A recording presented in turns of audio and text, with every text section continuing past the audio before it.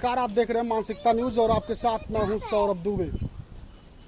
अयोध्या में जो धार्मिक स्थल मौजूद हैं उनमें से कुछ स्थानों को आपको हमने दिखाया। इस वक्त हम जहां मौजूद हैं इसे सूर्य कुंड कहते हैं। हम ऊपर चलते हैं और अंदर यहाँ पे जो देवी देवताओं की मूर्तियां हैं उनके बारे में जानते हैं, इस स्थान के बारे में जानते हैं। पुजारी जी से हम बातचीत करने का भी प्रयास करेंगे। यहाँ पे एक कुंड मौजूद है। हम चाहेंगे हमारे सहयोगी थोड़ा सा घूमें और घूम करके इस कुंड को एक बार थोड़ा सा आपको दिखा दें।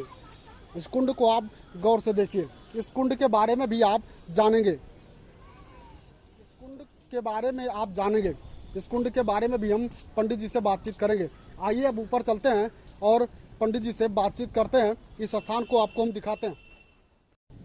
हम सूर्य कुंड मंदिर पर इस वक्त मौजूद हैं, तो आइए आपको हम दिखा रहे हैं इस मंदिर को। थोड़ा सा आप गौर से इस मंदिर को देखिए। हम चाहेंगे कि हमारे सहयोगी थोड़ा सा आगे आएं और जो यहाँ पर देवी देवताओं की मूर्तियां हैं उन्हें भी दिखाएं।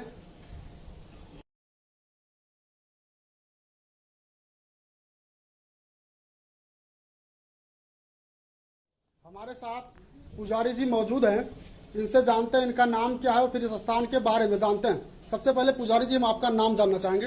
हनुमान दास जी, हनुमान दास जी, हम आपसे जानना चाहेंगे इस स्थान के बारे में। थोड़ा सा आप विस्तार से इस स्थान के बारे में बताइए।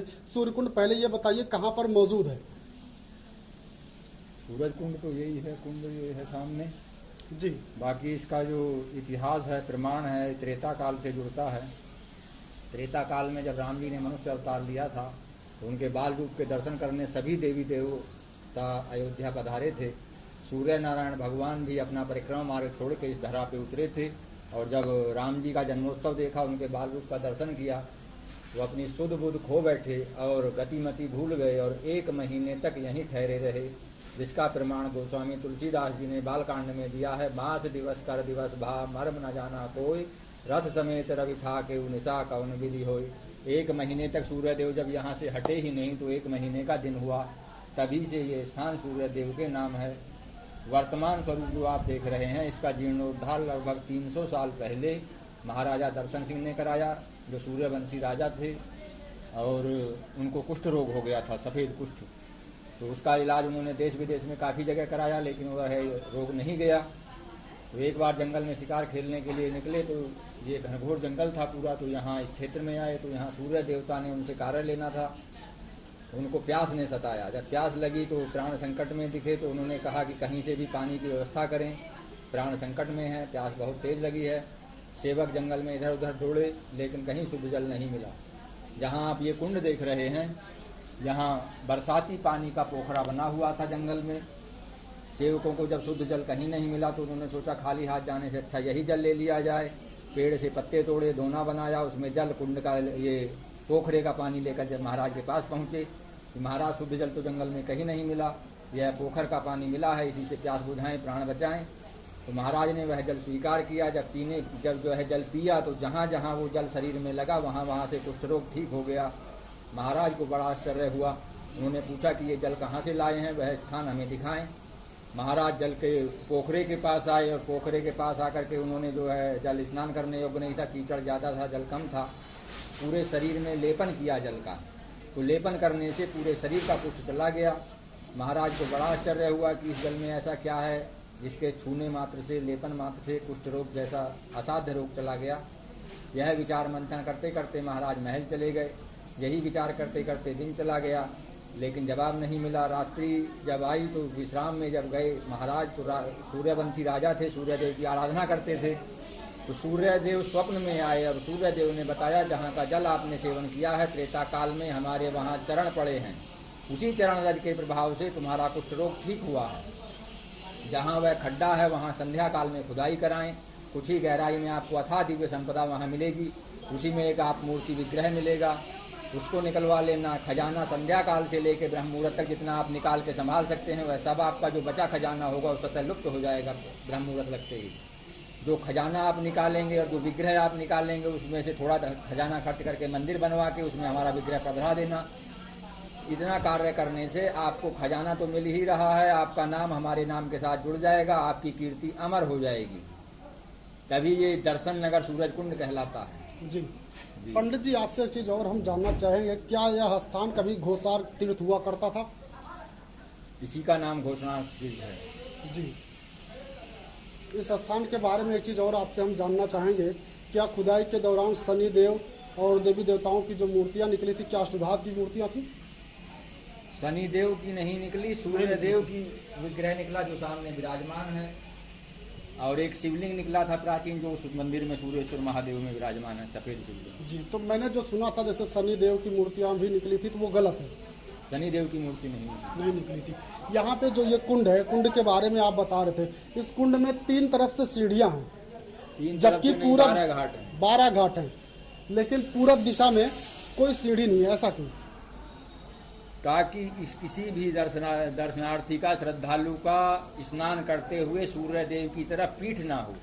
जी, पूर्व दिशा से सूर्य देव उगते हैं, तो इसलिए पूर्व दिशा में कोई सीढ़ी घाट नहीं बनाया गया है। तो क्या पंडित जी यहाँ पर कुष्ठ रोग भी ठीक होता है इस पानी में स्नान जी करने हाँ, से? कुष्ठ रोग तक ठीक, अभी भी ठीक होता है कुष्ठ रोग जैसा असाध्य रोग। जी, यहाँ पर वैसे तो मैंने भी देखा है, काफ़ी दूर दूर से लोग आते हैं, लेकिन फिर भी हम आपसे जानना चाहेंगे, यहाँ पर कहाँ कहाँ से आपके जानकारी में लोग आते हैं?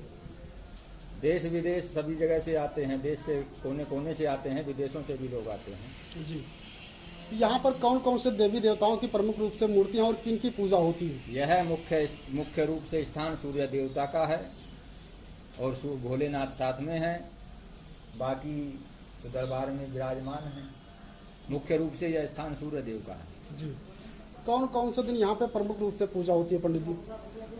रविवार का दिन मुख्य है, बाकी तो 12 महीने 30 दिन पूजा होती है। जी, ये पंडित जी थे, पंडित जी ने इस स्थान के बारे में बताया, कब पूजा होती है और इसका इतिहास भी बताया।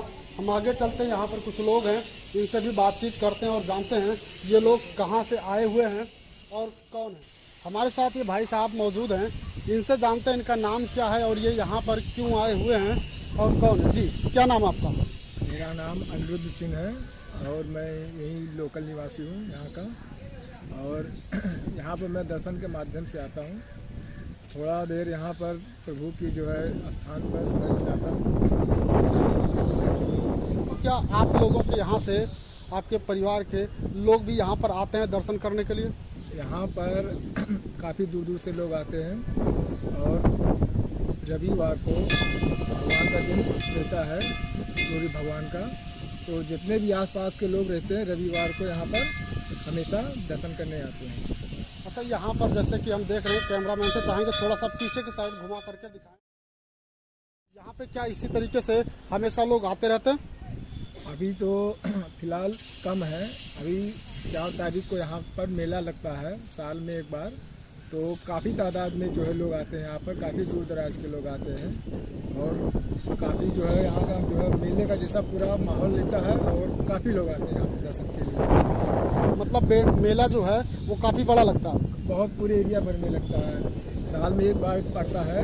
भादु मास में जो है बड़ा इतवार के नाम से ये प्रसिद्ध है, तो भादु मास में बड़ा इतवार जो पड़ता है उसी दिन जो है यहाँ पर मेला लगता है। यहाँ पर इन्होंने बताया साल भर में एक बार मेला भी लगता है, उस मेले में लोग दूर दूर से आते हैं काफ़ी। यहाँ पर हमारे साथ कुछ और लोग मौजूद हैं, ये कहाँ से आए हैं ये हम जानते हैं, इनका नाम जानते हैं। जी, क्या नाम आपका? भैया हमारा नाम मनीष अग्रवाल है, हम जी। यूपी बुलंदशहर से आए हैं। जी, बुलंदशहर से आए हैं, मनीष अग्रवाल इनका नाम है। क्या सुनकर आप इस स्थान तक आए? हमने सुना है ये हमारे प्रभु राम, उनकी जन्म स्थल है, तो हम उसको देखने समझने के लिए यहाँ पर आए हैं। देखने और ये समझने के लिए आए हैं। इनके साथ और भी लोग मौजूद हैं, इन लोगों से भी थोड़ा थोड़ा सा बात कर लेते हैं। ये लोग कहाँ से आए हैं? सब लोग साथ में ही हैं या फिर कहीं और से आए हैं? जी, क्या नाम है? सब लोग बुलंदशहर से ही हैं हम। सब लोग ये बुलंदशहर से आए हैं। तो आप लोग इस स्थान के बारे में क्या जानते हैं, क्या सुनकर आए? एक्चुअली यही था कि राम जी का जो अब निर्माण किया जा रहा है कि उसमें चल रहा है, आप आए, योगदान जो भी है वो अपने योगदान पूरा करें, वही चीज़ हम देखने आए थे, तो उसी के पर्पज से हम लोग आए थे। जी, अच्छा, यहाँ की व्यवस्था जो है, साफ सफाई वगैरह जो है, ये सब आपको कैसी लगी? साफ सफाई और कानून व्यवस्था अच्छी है, बहुत अच्छी है। क्योंकि जिस हम सुबह गए थे मंदिर में, राम मंदिर जन्मभूमि में, हनुमानगढ़ी भी गए थे हम लोग, तो वहाँ जो व्यवस्था उन्होंने बनाई है बहुत अच्छी व्यवस्था बनाई है उन्होंने जी, तो उसी को देखते हुए हम लोग गए थे। जी। तो वहाँ अच्छा, व्यवस्था में आप अच्छी लोगों के यहाँ बुलंदशहर में अयोध्या की कैसी छवि है?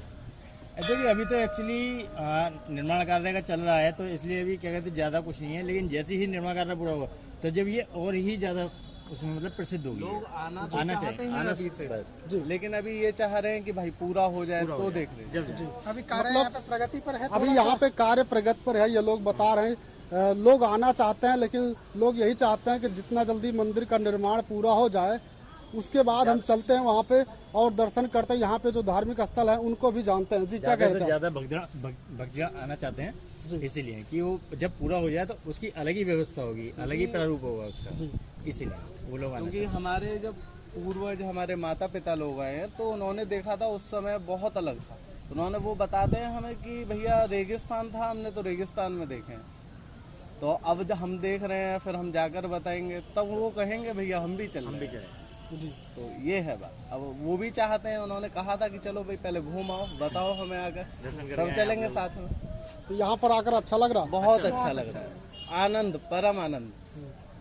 ये लोग भगवान श्री राम की नगरी अयोध्या में आए हुए हैं, कह रहे हैं परम आनंद है यहाँ पे, बहुत अच्छा लग रहा है। यहाँ की कानून व्यवस्था और जो साफ सफाई है वो भी बहुत अच्छी है।